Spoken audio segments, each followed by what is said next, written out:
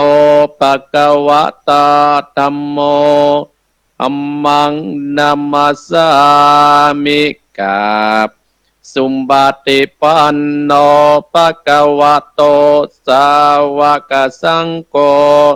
สังฆังนะมามิกาบนะโมตัสสะภะคะวะโตอะระหะโตสัมมาสัมพุทธัสสะนะโมตัสสะภะคะวะโตอะระหะโตสัมมาสัมพุทธัสสะนะโมตัสสะภะคะวะโตอะระหะโตสัมมาสัมพุทธัสสะพุทธังสรณังกัจฉามิธัมมังสรณังกัจฉามิสังฆังสรณังกัจพุทธังสรณังกัจฉามิธัมมังสรณังกัจฉามิสังฆังสรณังกัจฉามิตุติยัมปิพุทธังสรณังกัจฉามิตุติยัมปิธัมมังสรณังกัจฉามิตุติยัมปิสังฆังสรณังกัจฉามิตติยัมปิพุทธังสรณังกัจฉามิตติยัมปิธัมมังสรณังกัจฉามิตติยัมปิสังฆังสรณังกัจฉามินะโมพุทธายะนะโมธัมมายะนะโมสังฆายะอัปปะมะโนพุทโธอัปปะมะโนธัมโมอัปปะมะโนสังโฆพุทโธเมตนาโตธัมโมเมตนาโตสังโฆเมตนาโตกัมมัตตานังเมตนาตังกัมมัตตานาตจติโยเมตนาโตอะหัมปันเตพุทธานุสติกัมมัตตานังยัจจามิพุทธานุสติกัมมัตตานังเตตะเมปันเตอะหัมปันเตปิติอุปัจจารสมาติงยัจจามิอิติปิโสภะคะวะอะระหังสัมมาสัมพุทโธวิชชาจารณะสัมปันโนสุขโตโลกมิโตอนุตตโตปุติสัตตมัสสัตตติสัตตเทวมนุสสนังพุทโธภควติสวาคาโตภควตาธัมโมสันติติโกอาการิโกเอหิปัจจิโกโอปัญญิโกปัจจัตตังเวทิตาโพวิญโยอิติสุปฏิปันโนภควโตสาวกสังโฆอุจจุปฏิปันโนภควโตสาวกสังโฆยายาปฏิปันโนภควโตสาวกสังโฆญาติตังจัตตาเดปุติสายุกานิอัตตาปุติสาปุกระเอสาภควโตสาวกสังโฆอาอุนนโยปะอุนนโยทักกิจนโยอัญชเตกรณิโยอนุตตรังบุญญาเขตังโลกัสสติต่อไปเจิญอีพ่ออีแม่ศรัทธาท่านทั้งหลายไหวปารมีเก้าจานของกุบาเจ้าสิวิจัยเนอสาธุสาธุพระปัญญาปะละมีสามทิฏฐาสาธุพระปัญญาปะละมีวัดแวดล้อมวิริยาปาละมีอ้อมล้อมระวังดีศีลปาละมีบางออกดาบเมตตาปาละมีปะเปตังปืนตานาปาละมีเป็นปืนตั้งต่ออุเบกขาปาละมีก่อเป็นเวียงสัจจะปาละมีแวดระวังดีเป็นไม่เต้าขันติปาละมีกายเป็นหอกดาบบังมาไม้และปืนไฟอาทิตตานาปาละมีปาไปจุแองแข่งแรงปราบหมู่มารพี่สั่งไปเปตุกตะเวเตนาธรณีอัศจรรย์เสือเหมือนปันอยู่กวางน้ำนาทีกวางตอกกวางแตกตีฟองนานนอกเป็นเก้าตอกดอกไม้มาปุจจาพระเกณฑ์ตายสัตตันภ ระพุทธังเลยจุกมาไปโปรดจุกมาอนุญาตโปรดปูกาเตดีแม่ทอระดีออกมาที่มวยปมอยู่ที่ข้างขาดจังไรกัดกังอาสับพ้นดินพ้นนำนาทีลงพระไปก็อาบตับเต้าปะยามานเอาอาบปุ่นกวดกับยกมือตุนหัวใส่กาวผู้การนี้ชื่อว่าเป็นลูกศิษย์พระพุทธเจ้าตนมีสมปันอันมากพระพุทธเจ้าจริงตั้งพระปัญญาปะตะมีไว้กาจารตั้งไว้ตั้งนาก็ได้กาจารตั้งไว้ตั้งหลังก็ได้กาวจานตั้งแต่หัวถึงตีนก็ได้กาวจานเส้นว่าลูกปืนจักมาเหมือนปุ่นเส้นอากระจักบอกมากระได้ข้าพระเจ้าก็ได้ไหวพุทธคุณนางธรรมคุณนางสังฆคุณนางพุทธอินตาธรรมอินตาสังฆอินตาอัสสะเมโตดัดนี้ผู้อยู่เดือดดามผู้อยู่กำเป็นดินกันกาลเนกุดตึงอย่างคุณพระปิตาคุณพระบรรดาคุณครูบาอาจารย์คุณพระแก้วเจ้าตั้งสามประการคือคุณพระพุทธังคุณพระธรรมังคุณพระสังฆังคุณแดดคุณฝนคุณน้ำคุณลมและคุณไฟคุณกุราชเจ้าก็ดีคุณพระเจ้าตนเผาวัดนาก็ดีคุณนางอุตราก็ดีคุณพระปัจเจเจ้าก็ดีคุณแม่ธรณีเจ้าก็ดีจุงมารักษากำนาดและกำดังยังตนตัวเองข้าพระเจ้าและต้านผู้ฟังจุคนและเจ้าของสถานีจิมเดเตอร์ในวันนี้จิมเดเตอร์พุทโธพุทธังรักษาธัมโมธัมมังรักษาพุทโธพุทธังอะระหังธัมโมธัมมังอะระหังสังโฆสังฆังอะระหังพุทโธพุทธังกันอาธัมโมธัมมังกันอาสังโฆสังฆังกันหาพุทโธโปกธัมมังปิสังฆเมตอายุวันโนสุขังปะลังโอ้ศรัทธาญาติโยมอาตมาภาพได้ปาอีพ่ออีแม่ศรัทธาญาติโยมไหว้พระสวดพุทธคุณธรรมคุณและบารมีเก้าจานของครูบาเจ้าสิวิจัยเป็นที่เรียบร้อยแล้วก็อนุโมทนากับศรัทธาท่านทั้งหลายที่ได้เข้ามาพอดตั้งเฟซตั้งไลน์ก็อนุโมทนากับโยมเกรียงไกรอยู่กรุงเทพหลวงพ่อสดะภิกขุอยู่ปุ่นนครศรีธรรมราชและคุณโยมป้าติ๋มแสนเปงที่อยู่อำเภอแม่วางได้เข้ามาเข้ามากอยเนาะญาติโยมมาแล้วศรัทธาญาติโยมอาตมาภาพก็อนุโมทนากับศรัทธาญาติโยมทั้งหลายที่ได้บริจาคก้าน้ำก้าไฟอาตมาภาพจะได้รวบรวมมันนี่มีประมาณ10 ซาวกว่าซองการอนุโมทนากับโยมนิกรนางบัวหลายนออินตาอำเภอหางดงบ้านเบอร์เนาะอันนี้อาตมาภาพวันนี้ก็จะได้ไปมอบเพื่อท่านผู้อำนวยการของเฮาญาติโยมทั้งหลายท่านผู้ฟังทั้งหลายอาตมาภาพขอขอบพระคุณศรัทธาญาติโยมบรรดาพ่ออุ้ยแม่อุ้ยพ่อออกแม่ออกท่านผู้ฟังทั้งหลายที่เปิดเครื่องวิทยุรับฟังอยู่ตั้งวัดตั้งวาก็ดีอยู่ตั้งบ้านตั้งจองก็ดีเนาะอาตมาภาพมาเมื่อเจ้านี้ก็จะได้เทศน้ำเทศธรรมให้ศรัทธาญาติโยมโดยมีศรัทธาเจ้าภาพกันเทศก็ขอบคุณอนุโมทนากับแม่จันเพนคำพุทธาพร้อมด้วยลูกหลานบ้านตาข้ามตำบลแม่เหียอำเภอเมืองจังหวัดเชียงใหม่ที่นิมนต์อาตมาภาพไปบ้านไปจองเมื่อ 3-4 วันมาก่อนโยมแม่จันเพนคำโพธาก็เป็นอุบาสิกาคนหนึ่งที่ได้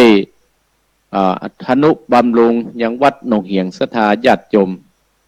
ที่เพิ่นก็ยังบ่ลืมปีแล้วก็มาช่วยปีนี้ก็มาช่วยและปีต่อไปเหมือนกับเป็นญาติในสายเลือดศรัทธาญาติโยมอันนี้อาตมาภาพอนุโมทนากับโยมแม่จันเพนคำโพธาพร้อมด้วยลูกเต้าจุกผู้จุกคนและแม่สุกแก้วสอนศรีนุสรบ้านศิลาพรศรีเตี้ย และแม่เพนข่าวเตี้ยซึ่งเป็นเจ้าภาพในการเทศในตอนเจ้านี้และอนุโมทนากับนายบุญเปงนางจันแสงชัยลังกาบ้านแพะใต้หมู่ที่7ตำบลหนองล่องเวียงหนองล่องจังหวัดลำพูนได้นิมนต์อาตมาภาพได้ทำที่ว่าสิ่งอันดำน่ากลัวมันมีตัวมีตนหือหันเพื่อจักทำบุญอุทิศส่วนกุศลให้กับพ่ออุ้ยพ่อตุ้ยแม่มุนพ่อจื้นแม่พ่อลอยแม่มอยพ่อจันแก้วพ่อใจแม่เขียวพ่อยวงอาจารย์ติ๊บมณีพองอาจารย์ติ๊บอาจารย์คำปันมณีพองอาจารย์คำนึงอาจารย์ดอกอาจารย์ปานฐานเล็กอาจารย์นงวัฒนาคมขำทุกรายชื่อนี้ก็ขอฮือเพิ่นเขียนว่าฮือไปสู่สวรรค์ชั้นฟ้าอนุโมทนาสาธุเลยเนาะและอนุโมทนากับโยมแม่ลายคำแก้วบ้านใหม่สวรรค์โอ้โยมแม่ลายไปฟังน้ำฟังธรรมแต่คืนลูกแล้วกันแม่ลายลูกแล้วเนาะเพิ่นได้ถวายการเทศให้อาตมาภาพขอฮือท่านพระครูเทศธรรมในวันพุธเมื่อเช้าเนอะแต่คืนแม่ลายเพิ่นได้เดินทางไปฟังน้ำฟังธรรมที่สำนักสวนมหาพลสันมหาพลแม่ลายคำแก้วบ้านใหม่สวรรค์ได้ถวายกันเทศให้อาตมาภาพเทศมาเจ้านี้พร้อมพันกระดาษ1 ใบและป้อนนอแม่เตรียมใจพมบ้านทุ่งสลาได้เป็นเจ้าภาพการเทศในตอนเจ้าเนี่ยอนุโมทนาเน้อท่านทั้งหลายที่ได้เป็นเจ้าภาพการเทศบุญกุศลที่ท่านทั้งหลายคิดและปรารถนาศรัทธาญาติโยมอนุโมทนาเนาะอาตมาภาพจะเทศธรรมเมื่อเจ้านี่เดี๋ยวก่อนอนุโมทนาญาติโยมทั้งหลายเมื่อตะคืนก็อนุโมทนาขอบคุณศรัทธาญาติโยมทั้งหลายบรรดาพ่ออุ้ยแม่อุ้ยพ่อออกแม่ออกต้านผู้ฟังทั้งหลายไปตั้งมาตั้งที่ไปก็มีบ้านโสภารามบ้านต้องไฟหมู่นี่ตักศรัทธาญาติโยมพดเพียบ้านตาโป่งปะใส่ลุงพันเนี่ยอาตมาภาพว่าเขาจะไปจุจักไผ่ปะเพียลุงพันตาโป่งลุงพันเขาและสถานหลายลำรถสถานญาติโยมบ้านตาโป่งเนาะที่อาตมาหันเนาะบ้านไม้สวรรค์เนี่ยที่เคยหันน่ะก็ไม่ไล่เขาเนาะบ้านทุ่งสลาบ้านทุ่งสลาบ้านทุ่งสลาพี่น้องบ้านทุ่งสลากับป้อนนอแม่เตรียมพร้อมได้ทีมงานก็ไปกันนักไปกันหลายสถานญาติโยมและขอบพระคุณหลวงพ่อท่านพระครูสุทธิยานดังศรีเจ้าคณะอำเภอแม่วางพร้อมด้วยคณะสงฆ์ที่ได้ไปให้กับผมหรือว่าอาตมาภาพได้เอาน้ำธรรมคำสั่งสอนขององค์พระสัมมาสัมพุทธเจ้าไปเทศน์เมื่อคืนนี้มีท่านนายอำเภอบรรณัฐสุริยสิงห์คุณนายอรพินสุริยสิงห์พร้อมด้วยกำนันนิเวศเที่ยงชัยเพิ่นได้มาร่วมในพร้อมกับกำนันพ่ออุ่นเรือนคำพิโลเนี่ยญาติโยมทั้งหลายเพิ่นไปร่วมกันนักวันนี้ก็เชิญพี่น้องศรัทธาคณะสงฆ์ประชาชนในอำเภอโดยหล่อเฮาไปร่วมธรรมสัญจรปรรษาสัมพันธ์ที่วัดใหม่พัฒนาเป็นของคณะสงฆ์โดยมีหลวงพ่อเจ้าคณะอำเภอโดยหล่อหลวงพ่อท่านพระครูสุนทรธรรมานุโยคหลวงพ่อเจ้าคณะอำเภอโดยหล่อวัดพระธาตุหงขาวและหลวงพ่อท่านพระครูสาธุกิจจนานหลวงพ่อรองเจ้าคณะอำเภอโดยหล่อวัดพระธาตุโดยน้อยเป็นประธานพร้อมด้วยคณะสงฆ์ทุกรูปทุกตนทุกวัดทุกวาก็จะได้ร่วมกันจัดเชิญชวนบรรดาศรัทธาญาติโยมพี่น้องตำบลยังคำสันติสุขอำเภอโดยหล่อเฮาทุกบ้านทุกวัดทุกวาไปร่วมกิจกรรมวันนี้เพิ่นมีแจกของมีถึงรถถีบรถจักรยาน หรือรถถีบรถจักรยานมีตู้เย็นเคลื่อนที่มีสบะศรัทธาญาติโยมไปเนาะก็อนุโมทนาศรัทธาญาติโยมและขออนุโมทนาขอบคุณท่านอาจารย์ละวีนางบัวจันทร์หรือว่าป้านนันได้นิมนต์อาตมาภาพไปเทศน์แต่คืนนะอนุโมทนาสาธุเนอบุญใดกุศลใดที่ท่านทั้งหลายได้ทำแล้วก็ขอให้เป็นบุญเป็นกุศลกำจุอุดหนุนศรัทธาญาติโยมท่านผู้ฟังทั้งหลายทุกท่านทุกคนศรัทธาญาติโยมสลับวันจันทร์อาตมาภาพมามีแล้วเนอมามีละงานวันจันทร์ที่รับผิดชอบเปิ พิ่นได้ปรับแผนใหม่อาตมาภาพอยู่กับวัดติดเนาะสถาญาติโยมเนาะเอาละสถาญาติโยมฟังน้ำฟังธรรมเนอะที่ท่านเจ้าภาพที่อาตมาภาพได้ประกาศมาแล้วอาตมาภาพจะได้สรุปเนื้อเรื่องแล้วก็จะได้ต่อไปถึง6 โมงมุสถาญาติโยมเนาะต่อไปถึง6 โมงเอาละเนอะตั้งอกตั้งใจณบัดนี้เนอะไวๆเนอะจันเจ้าภาพทุกท่านทุกคนเนอะนะโมตัสสะภะคะวะโตอะระหะโตสัมมาสัมพุทธัสสะโสสังลปะเตปุญญังอัปปะมันโตวิจักโขโนสันตะโวตุลานตะโพธิสัตว์ตั้งหลายผู้คงกายไฟอ้อยไก่จิ้นจอยใจบานจริงปากันตันเก่าน้ำวัดผู้พัมปัจจัยสินดวงใส8ไต้โกดแกดรักษาประกันมาก้มกราบไว้ปัจจาลวดฟังตามจุงป้าจำฟังตีเอาเป็นที่พิจารณาแต้มปัญญาตัวเก่าดังพระพุทธเจ้าเทศนาไว้แต่ตายอาทิตาขอพ่อแม่ศรัทธามวลหมู่ตั้งโยปราสาทหูดาฟังบัดนี้เดตกิตาดังหูมานีตั้งก่อนเกอาติกายังมีปัญญาตนหนึ่งองค์อาจจิวาตาลาทะสะธรรมนั่งหอคำใหญ่กว้างชื่ออัดอ่างชื่อว่าศิลันนะก่อนเต้าผู้ปอนนั้นเล่าบ่มีลูกเต้ายิงใจอันเป็นสายเนาะเนื้อไว้สืบแทนตนเต้ากังวลนักโสดกันว่ากรรมอดมาตันได้ทับกันมวยมางโคงเมืองกวางลาดตานีเก้ากองมีเบาะลายเตี้ยนละไว้เป็นศาสตนาเบาะมีการพุ่งเปล่าควรนี้เล่าจาญาจาอาจมีผู้มีกามีปัญญาไกพิสัตนาตามนิสัยไปแก่ไทยแจงสองแม่นจ้องกองตามปราสาทคำเวียงแก้วตั้งจังมางัวควายเข้าของไหลนักโสดนับอ่านกฎเป็นตาจากมานาสาจมชื่นยกยื่นวางปานเป็นลังวันยื่นตอนบอละพรวางไปเต้าอดใจกึดแล้วก็เรียกอามาตแก้วตั้งตา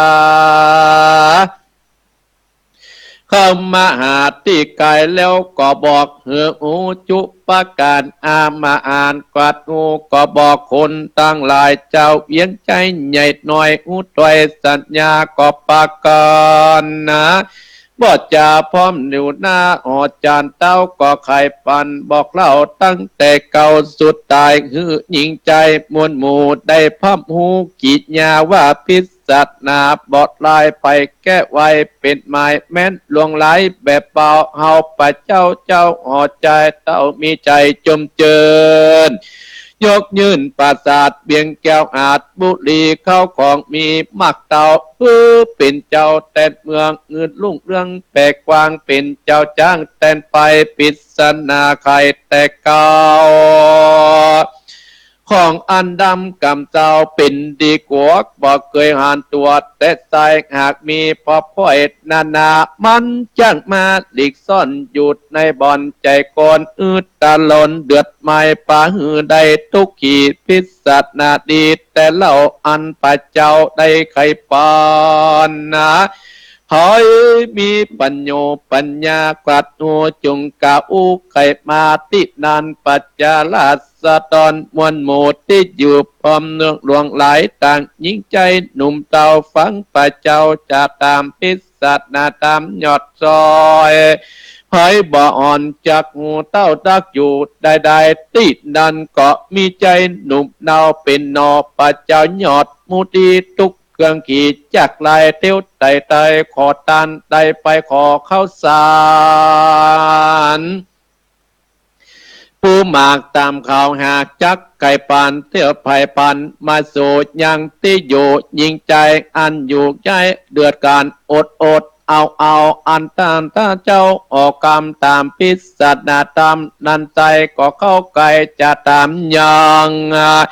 ยิ่งใจตั้งหลายใหญ่หน่อยเขาก็กล่าวถอยไก่ปานได้อูจุอ่านไปตามเนื้อจุประการนอทะลงยันหน่อยอ่อนเตียวลัดบอลตั้งกายอิดอันใจแลเก่าแวสะนอนยังประกาศพังกาติดานลาดนอจันเจ้าเล่งหันนอดดาวรูปนาใจนอดดาวรูปบ่อเจ้ากวนอามก็จะตามไกลโอว่าเจ้าลูกจากประเทศที่ไหนมาอันใดจะจุงจักมากล่าวอ้างได้งูเก่าตามมีหนอมุดนียอดซอยก็ตอบถ้อยกำปอยบอกฮือตันปัญญาเจ้ายศใหญ่อูแจงควายจุประกันเต้าผูกบันติลาดก็กล่าวซึ่งเจ้าหน่วยนาดบุญมีอันว่าพิศนาธรรมนานั้นมีแต่เล่าสืบเต้นเก่าพ่อแม่เมืองปาลามวลโมอันอยู่ในกาดได้เวียงบอกมีไปแต่ใจจะแก้ปัญหาเป็นตาเอาเครื่องกาแหละย้อนบอกมีไปแก้ปัญหาพิศนาตำแจงอื่นแกงอ่องกองดีพิศนาธรรมนั้นเล่าอันของดำกำเศร้าเป็นดีกว่ามันมหันตัวสักเถื่อมันลังเรือเป็นอังนานอยู่มีแต่เจ้าสักสวัสดิ์หมดมีปะอาญาอาจจึงจะไขพิศนาธรรมมาก้าวแก่หือแจ้งทีอันใจคงเวียงใจใหญ่กว้างนี้จากการหน่วยนาดสวยราชแต่นตนนอทศผลยอดซอยก็ตอบถ้อยไก่กรรมข้าเดชเจ้าองค์กรรมยอดฟ้าอันผู้ข้านี้อยากกลายเป็นไปไทยปัจจามีปัญญาอ่อนน้อยตอบถ้อยกำไปและนาบทถูกใจตั้นเจ้าปัญญาจะเมืองตูนนะขอกลับไปอันจุเลภัยโทษมีปงกาดแก่ข้าไปลาสะดอนเจ้าตอยเจ้าห่อใจกัดหูกอดแยมอยู่ยิ้มอยู่ในใจบอดจาจุงกำแขนใจกำพัดแต่รำคืนนั่งเต้นงามสนาแก้ปัญหาคุณใหญ่แม่นไข่เลียววันนอดจอมตายยอดซอย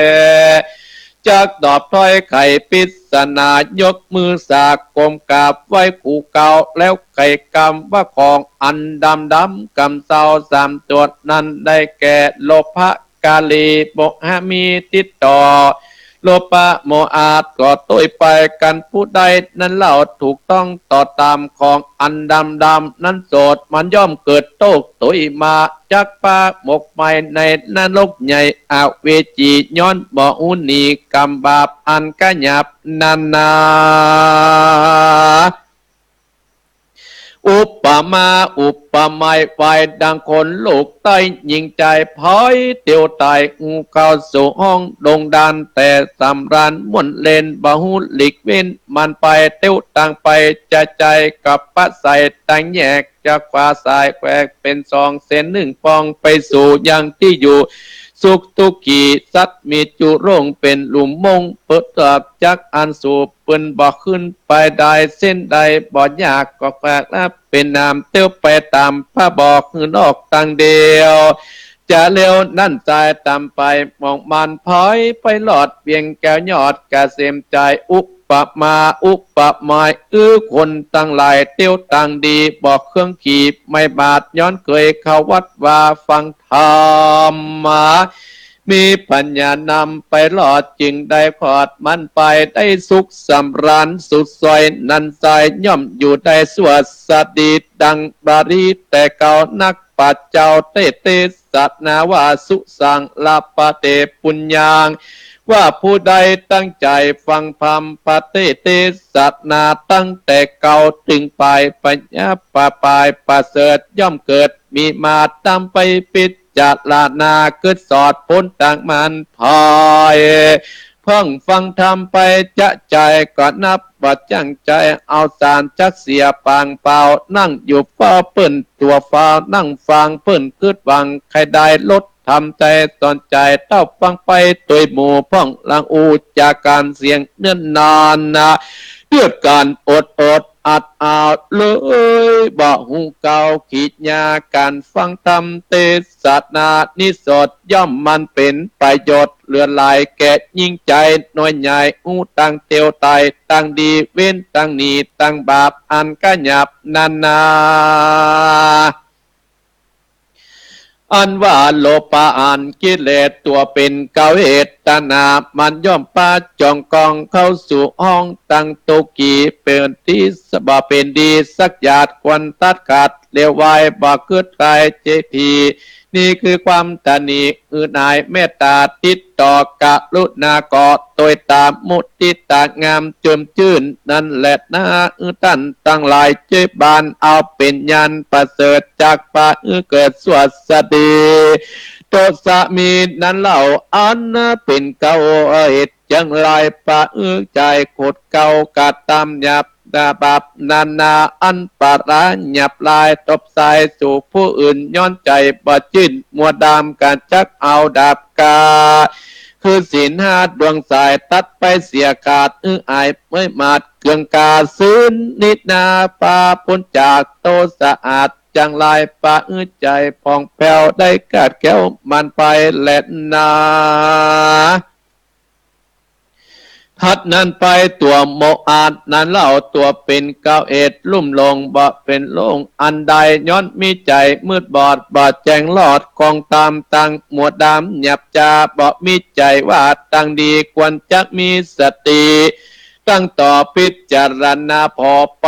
แม่นตังเตียวตัดนั้นจักแจงแตงแม่นแข่งกองตามว่าตังดำนั้นสดย่อมเป็นโตดแต่ดีตังใดดีนั้นเล่าย่อมเตียวใจเจยบาน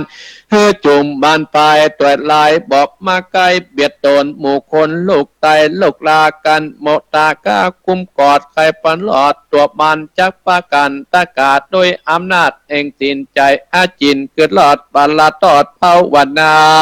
สมาธินาประเสริฐย่อมเกิดโดยตามเป็นกองงามบอดลายจากตัดโมอาได้ดีนักปัดเมตีเก่าจีวะโลปะนินาก็คือความโลภโทสะก็คือความละโมบจังลาย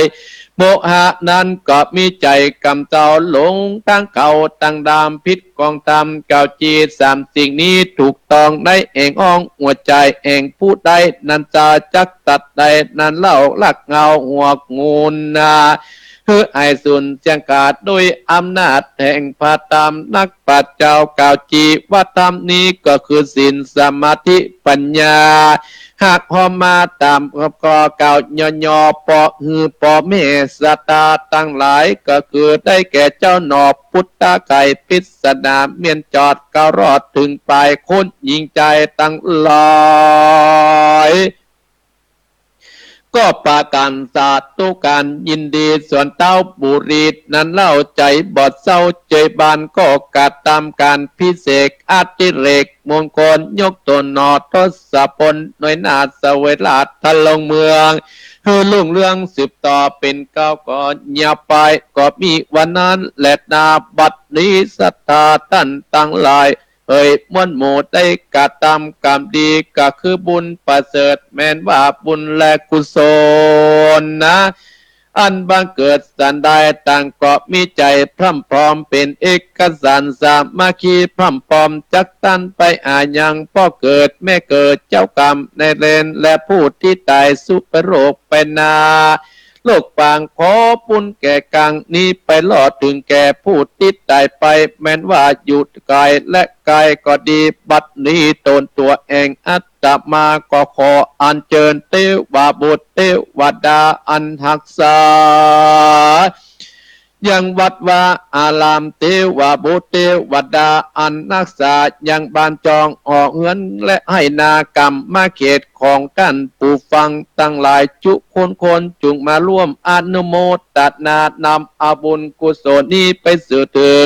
ผู้ที่ตายบำบายมีกรรมมากได้เสวยกรรมวิบากทุกขีขอดรับผลบุญกุศลอย่างนี้จงไปคดยายอย่างติดตุกะที่ผ่านได้ฮือขาสุขเจบันไปนาแม้นว่าผู้ตายพิบุญเกกากับตนกับตัวสร้างไว้แต่เมืองคนชาติก่อนได้ไปเกิดสวรรค์นา สุขเที่ยงเต่าบ่สุขเศร้ากันใดขอเป็นบุญยิ่งนี้ไปหนุนไปเติมกามเขานั้นได้สุขปานแถมเราสุขข้ามเจ้าแดดเตอนิติตังขิญาสังวันนันนาวิเศษจากห้องเหตุสิ่งอันดำนากัวบะมีตัวบะมีตนฮึหานก็บังคมสมเนสเดชเอาละสตาจัดยมทั้งหลายสุมาเนออาตมาภาพขอจิบน้ำก่อนเนาะ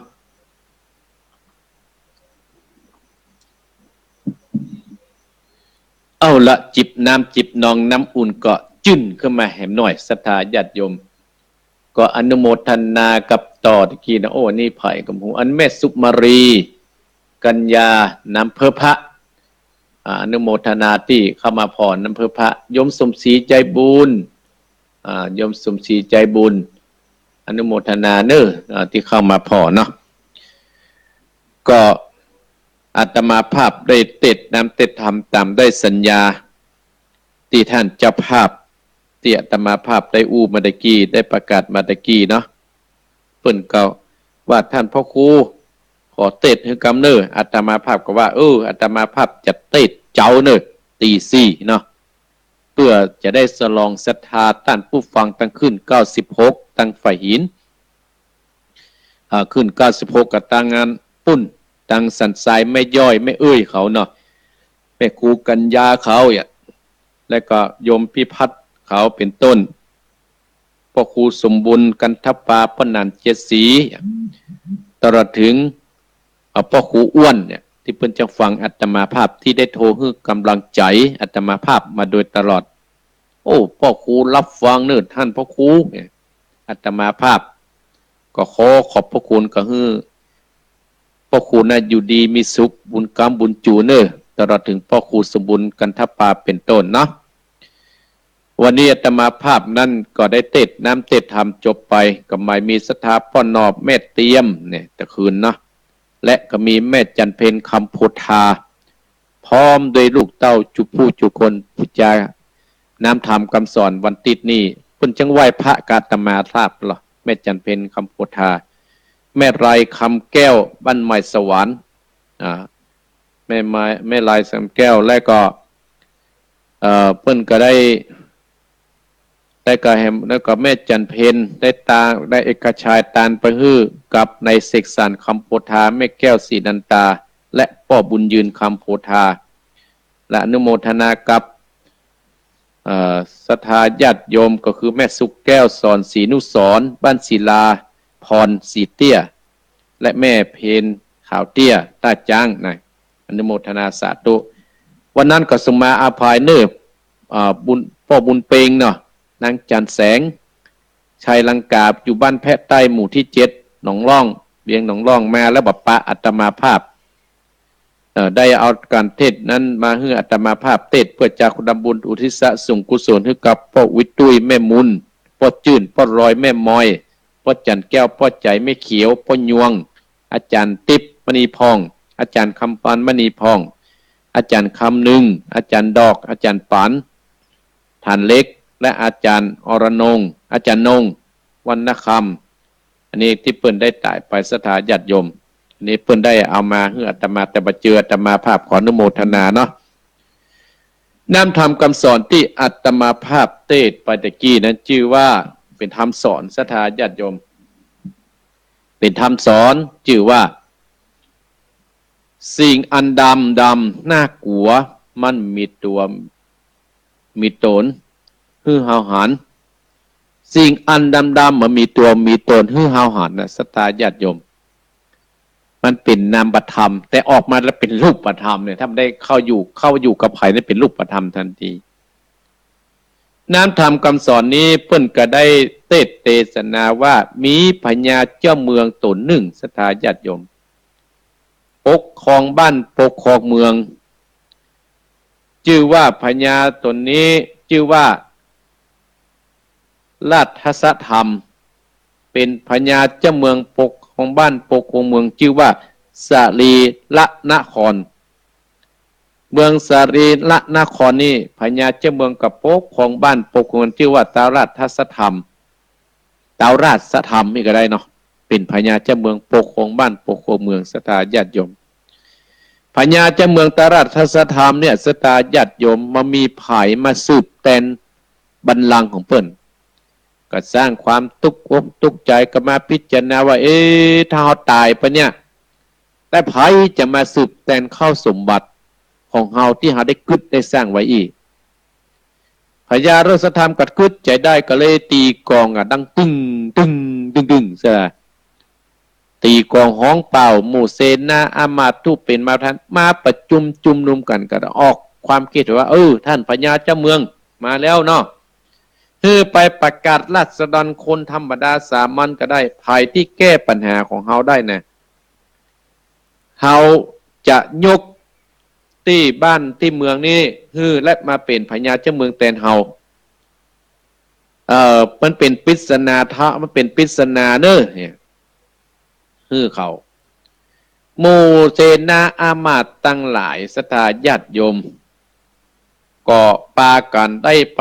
เป่าไปตีกองห้องเป่าไปทั่วบ้านทั่วเมืองคนทั้งหลายก็มาจุ่มนุมกันที่ในห้องประชุมพญาเจ้าเมืองก็เรียกว่าสิ่งอันนี้มีเนอะสิ่งอันด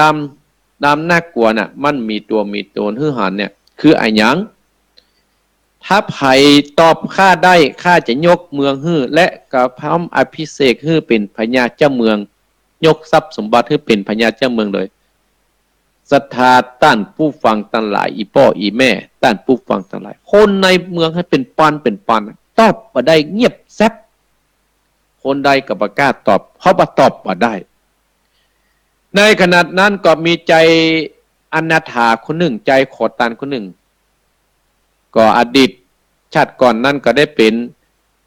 พระพุทธเจ้าเฮาก็ว่าได้นะเป็นตนบุญก็ว่าได้สตาญาติโยมก็หานคนเดือดกันอดเอาก็เป็นยี่อย่างนั้นก็เลยเข้าไปถามคนตั้งหลายก็บอกว่าพญาเจ้าเมืองเนี่ยเปิ้นมีลูกมีเต้าถ้าไผตอบปัญหาเปิ้นได้เปิ้นจะยกเมืองอภิเษกให้เป็นพญาเจ้าเมืองปกครองบ้านปกครองใจคนนั้นปัญหายากก่อยท่านลองไปถามคนเด็ดใจทุกกตะโดยว่าใจอนาถาคนนี้เข้าไปสถาญาติโยมเข้าไปหาพญาเจ้าเมืองพญาเจ้าเมืองก็บอกปัญหานี่นะมีอยู่ว่าสิ่งอันดำน่ากลัวเนี่ยมันมีตัวมีตนเฮาหันเนี่ยคือไอ้หยังถ้าตัวต้านตอบได้นะเฮาจะยกเมืองและพี่พร้อมใจไอพิเศษยกตัวท่านนั้นเป็นพญาเจ้าเมืองแน่ใจอนาถาคนนั้นสถาญาติโยมก็ไหว้ยกมือไหว้ครูเก้าครูป่ายเชิญกูลครูบาอาจารย์บอกว่าบัดนี้เฮาจักตอบปัญหาท่านพญาเจ้าเมืองศิลานครนี่ได้ก็ขอเชิญพ่อครูเก้าครูป่ายครูตายครูยังแม่ประสิทธิ์ประสาทที่เฮาเนี่ยเกิดปัญญาตัวเองญาติโยมทั้งหลายเมื่อคืนไหว้หาครูเก้าครูป่ายครูตายครูยังเรียบร้อยแล้วใจอนัตถาคนนี้ก็ถามว่าท่านพ่อพญาถ้าเฮาตอบผิดก็จะมาเอาโทษเอามานี้เนอะนี่ไงญาติโยมทั้งหลายยกมือไหว้ท่านพญาเจ้าเมืองใจคนนี้ยกมือไหว้ท่านพญาเจ้าเมืองสังเกตแล้วใจคนนี้มันใจคนธรรมดาสามัญแล้วคงจะเป็นผู้มีบุญเลยคงจะเป็นผู้มีบุญมาเกิดกันมันจะมาสืบทอดทางการก็ถามบอกปัญหาไปสิ่งอันดำมีในตนมีในตัวนะมือตัวมือหันมาเห็นเนี่ยว่าเรียบร้อยสถาญาติโยมใจอนาถาคนนี้ก็ว่าสิ่งอันดำที่มีในตัวในตนเท่านั้นนะมันตึงเหมือนนี้ไปหน่อยเนอะมีอยู่3ตัวก็คือโลภะโทสะโมหะเนี่ยมันโตยหาไปนะโดยเขาขึ้นลองคนโปดเท่าปัญญาเจ้าเมืองได้ยินอย่างอ่านสตาญาติโยมเปียแขนไอ้น้อยนะขึ้นไปนั่งอยู่ปืนเต้นธรรมะไปละเต้นธรรมะเต้นที่นั่งไปละก็เลยบอกคือคนทั้งหลายสตาญาติโยมบอกคือคนทั้งหลายว่าฟังเนอะใจคนนี้จะได้อธิบายปัญหาที่ข้าถามว่าสิ่งอันดำเนี่ยน่ากลัวมันมีตัว มีโตนหื้อหานเนี่ยน่ะคืออันหยังใจคนดำใจอนาถานนั้นก็ตอบเป็นอย่างได้แก่โลภะโทสะโมหะเอกะตอบมือสถาญาติโยมโทสะโมหะคือความโลภะก็คือความอยากได้โทสะก็คือตอบตั้งแต่โลภะโทสะโมหะคือคนตั้งหลายฟังต่างๆนานาจนว่าโอ้ถ้ามีในตัวมีในตนภายนี่นะจะให้คนนั้นน่ะเดือดร้อนดีเข้าคุกเข้าตารางพุ่นเดือดร้อนบ้านเดือดร้อนเมืองแล้วก็มันมียาแก้เน้อเนี่ยคือศีลสมาธิปัญญาศีลสมาธิปัญญาเป็นบอกให้เขาเป็นอย่างสิ่งเหล่านี้ถ้ามีศีลถ้ามีสมาธิและมีปัญญานั้นรับรองว่าสิ่งเหล่านี้ก็จะประเกิดขึ้นในตนในตัวเฮาถ้าโลภะนะเกิดขึ้นกับไผ่นะโอ้ดึงยากดึงหายยากเพราะฉะนั้นเฮามีศีลตัวเดียวนั่นนะและมีสมาธิและมีภาวนาและเฮาจะเกิดปัญญาอบรมจิตอบรมใจเฮาเนี่ยศรัทธาญาติโยมอีป้ออีแม่ต้านผู้ฟังทั้งหลายเนี้ยญาติโยมทั้งหลายโอ้เรียบร้อยเปิ้นก็ได้พญาเจ้าเมืองก็เลยอภิเษกเฮือใจอนาถานั้นเป็นพญาเจ้าเมืองที่เมืองนั้นชื่อเมืองที่พญาเจ้าเมืองได้ปกครองบ้านปกครองชื่อว่าสลีละนครนั่นสลีละนครได้ใจคนนี้เป็นพญาเจ้าเมืองโอ้คนตั้งหลายก็ทำให้เมืองจุ่มเมืองเย็นศรัทธาญาติโยมสอนธรรมะไปเผยแผ่ธรรมะธรรมโมไปเมืองนั้นก็อุดมสมบูรณ์คนก็อยู่เป็นสุขอันเนี้ยศรัทธาญาติโยมที่อาตมาภาพได้เทศนาฮื้อกับศรัทธาต้านผู้ฟังทั้งหลายที่อยู่ทางบ้านทางจองฟังทำเรื่องนี้ก็จบตัดที่นี่ศรัทธาญาติโยมเอ้าเวลาเหลือ10 กว่านาทีเนาะขึ้น96เพิ่นจะได้ตัดไปทางวัดเจ็ดลินก็ลองโทรมาศรัทธาไผฟังอยู่แม่จันเพนก็ได้0828857225เอ้าเขาลองโทรมาเน้อศรัทธาญาติโยมเนาะยกแรกก็แล้วอาตมาภาพจะต่อละต่อแล้วเอ้าโทรตั้งไก่เน้ออาศัยไก่เน้อสมมาอาศัยไก่สายเมืองฝั่งแต่ว่าเมืองฝั่งอาตมาภาพบ่ได้ไปตัวขอสุมาอภัยเด้อสถานที่อยู่ต่างหลังกัดไม่เสาเองนะที่จังโทรหาอาตมาภาพสุมาอภัยโอกาสหน้านะแต่ว่านี่อาตมาภาพติดแต่สตาจัดจมขอสุมาอภัยโดยแต่ขอบคุณท่านพระครูพิวัฒนวิกรมที่อนุญาตให้อาตมาภาพอยู่เนาะ อาตมาภาพได้บอกเปิ่นตาเปิ่นเพราะว่าติดงานใส่ไกด์สถานญาติโยมในหัวได้เวียง0828857225 082ได้47แล้วนะจ้าบ่ได้เนอะใส่ใกล้ฟังเอาเท่านอสถานญาติโยมผู้อำนวยการเพิ่นอยากฟังโอ้มีคนโทรหาว่าเมื่อเจ้าเมื่อจี้เนาะเอา0828857225โอ้มาแล้วสถานญาติโยมติดใส่ไก่เนอะเจริญพรนมัสการเจ้าจุดที่ไหนแม่หลังการแม่สาวโอ้หลังการแต่ว่าประเทศปอยสกรรมแม่แต่ว่าเนี่ยกันถ้าพอไหนกันได้หันกุศลกุองค์ว่าหันท่านนะเจ้าหลังการแม่สาวเพื่อนพ่อกับหุ้จักสกรรมเนาะมาได้หันเนาะมาได้หันมาได้รายงานตัวสกรรมวันหน้าเนาะหน้ามาหน้าเจ้า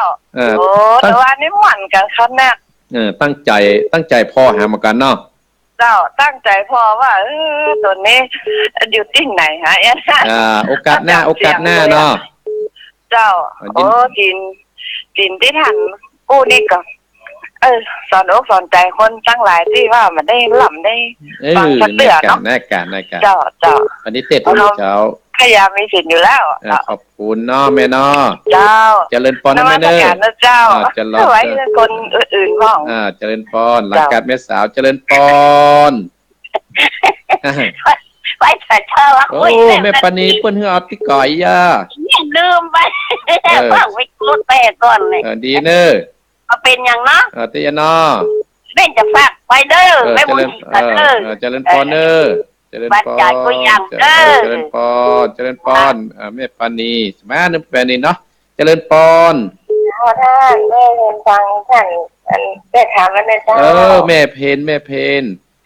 ขึ้นก็16ข้าวไผ่จะเอากระถินห้องกระหอมที่ไม่เพนเนี่ยนะเนาะไปได้มาเนาะเจริญพรไม่เพนเนอร์เจริญพรไม่เพนคำโพธาเจริญพรเจ้ากับพระสาเจ้าท่านพระครูอยู่ที่ไหนแม่อยู่อำเภอเมืองปานไปเนอะจังหวัดลำปางไปเจ้าแม่อย่างก็อันนี้แม่สายพินกันละยาเจ้าแม่สายพินแม่เมินแล้วปะโทรหาตามาแม่สายพินแม่ท้อจังยังได้เป็นเดือน2 เดือนเนี่ยมันบัดสันเปิ่นเจ้าอาตมานักน้อยใจนะตนอื่นก็ว่าโทรแม่สายพินเนี่ยไงว่าท่านน้อยอกน้อยใจเจ้าโทรหากูต้นกูอ้องแล้วมันบัดสันทันเจ้าแม่จังยังมันบัดสันเปิ่นนะเจ้านะวันนี้ตันกันแล้วเนาะวันนี้แม่ถามเลยแม่ถามว่าจะไปวัดจะเจ้าบุญกรรมบุญจูนะแม่เนอจำรอยกาเจ้าเจริญพรแม่เนอเจริญพรแม่สายพินเจริญพรลำปางเจริญพรไว้ข้าเจ้าท่านพระโพเจ้าอันนี้เกตกะลำมันก็พระเกตกะลำเจ้าแม่จันทิพย์เกตกะลำเจ้าเกตกะลำไปลำปางขันไปในเมืองฝางไม่ได้ไปสบายนะแม่จันทิพย์ไม่ได้ไปค่ะเจ้าไม่ได้ไปอย่างเมืองไปอย่างลำปางไปรันตามข้าป่ากระเปิ่นเจ้าไปกับพายไปกับอาจารย์วิไลรัตน์ศรีเกษมเจ้าบุญรักษาเนี่ยแม่เนอเจ้าจังขอบคุณเนอเจ้าเป็นกำลังใจท่านนะเจ้าขอบคุณเจริญพรเนอเจ้าเจริญพรแม่จันทิพย์เกตกะลำเจริญพรบริการนะครับน้องเบลนะครับน้องเบลขอบคุณน้องเบลมาแล้ววันนี้พ่อครูสบายดีเนาะสบายดีได้ยินเสียงน้องเบลก็หายหมดเลยไงนึกว่าพ่อครูก็ได้มาจัดเลยครับวันนี้เนี่ยมันเจ้ากันก้มไก่วันศีลมาเนาะก็ได้ตีละครั้งอยู่เนาะเดี๋ยววันนี้โทรหาพ่อครูเสร็จแล้วเดี๋ยวจะไปจัดแล้วเนี่ยยินดีเนอะไปจัดนะครับเพื่อนใจครับเจริญพรน้องเบลเจริญพรน้องเบลศรัทธาญาติโยมเนาะโทรมาให้กำอยู่ได้อยู่แค่สองสายหลังกัดแม่สาวแต่ว่าไม่ได้ไปกับลักพอนะยิ้มฮะเนาะวันหน้าเนอะหลังกัดแม่สาวเนาะแปะปาปานีต้นเพิ่งแม่เพนคำโพธาแม่เฮียญาติโยมขึ้น96ก็มาได้มาก็ใส่บุญกับแม่เพนคำโพธาแม่เอ้ยเนอะแม่เอ้ยแม่ย่อยเนาะแม่พัดเนี่ยอันนี้ขอขอบคุณเนอะสถานที่เพื่อจะมาหาอาตมาภาพบุญใดบุญกรรมจูอุดหนุนเนอะแม่ใส่พินลำปางเนอะเกตการลามแม่จันทิพย์น้องเบลเพิ่งจะไปห้องเพลงแล้วโทรมา810จะเลินปอนพระเจ้าอยู่ที่ไหนไม่สุกแต่รอจ้ะไม่สุกเห็นละไม่สุก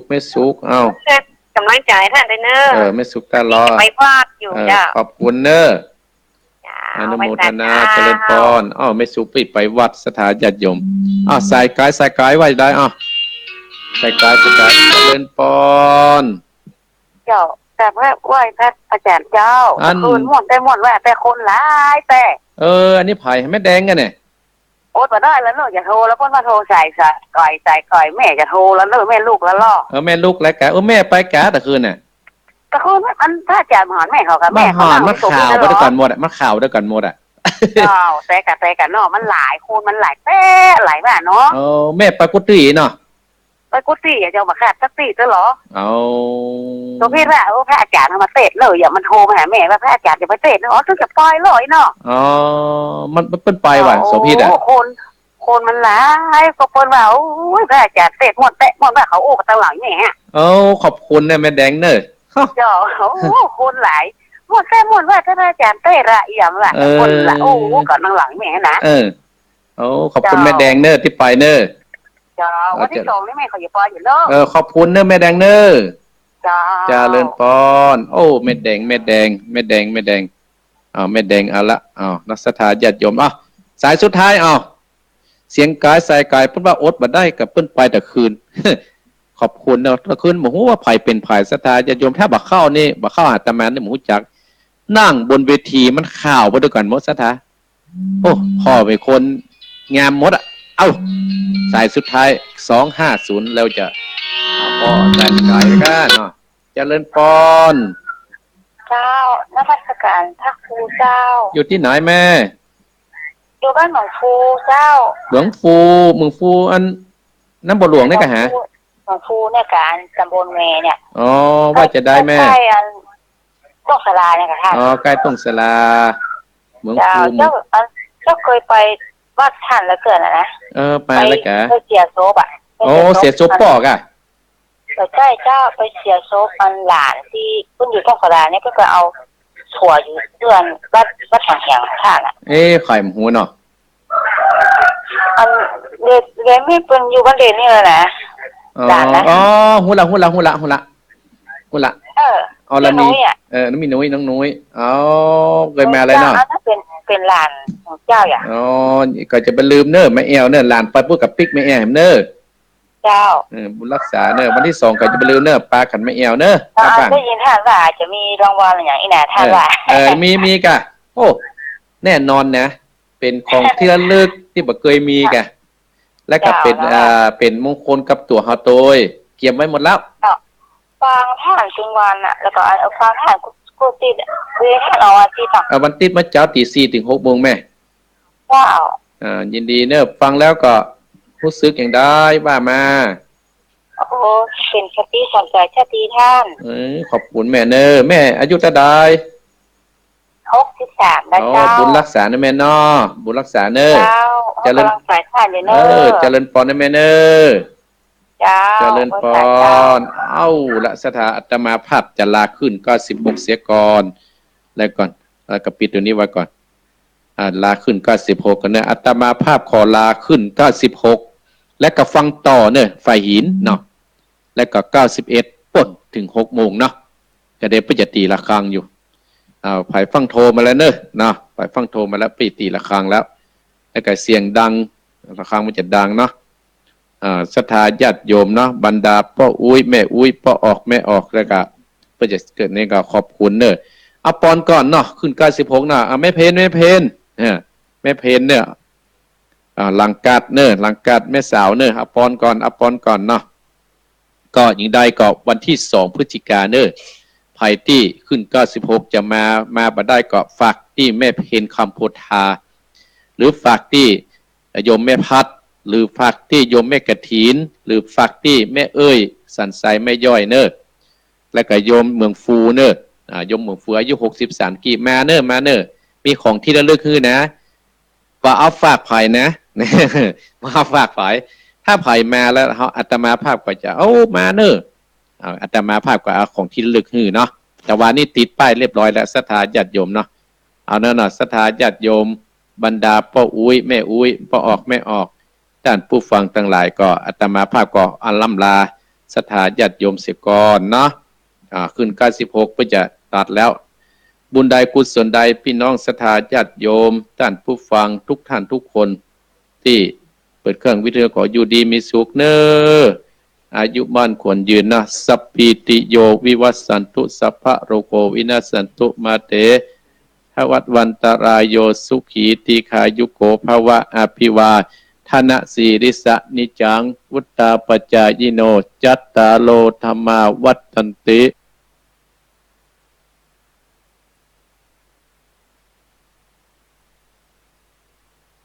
บ้านควรยืนนะสัพพิติโยวิวัสสันตุสัพพะโรโควินาสันตุ llamando, Jairo, no me siguen, dame el timón, corre, dame todo.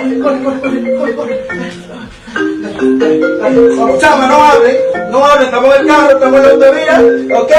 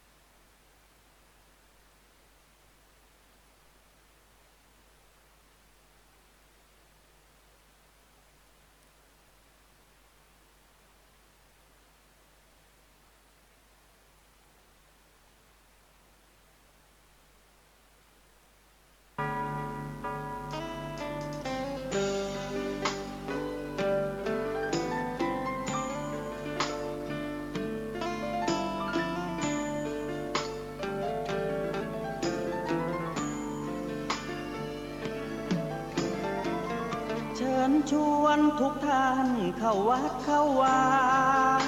ฟังธรรมะจากหลวงตาเสริมชีวาให้สุขสดใสยึดมั่นหลักธรรม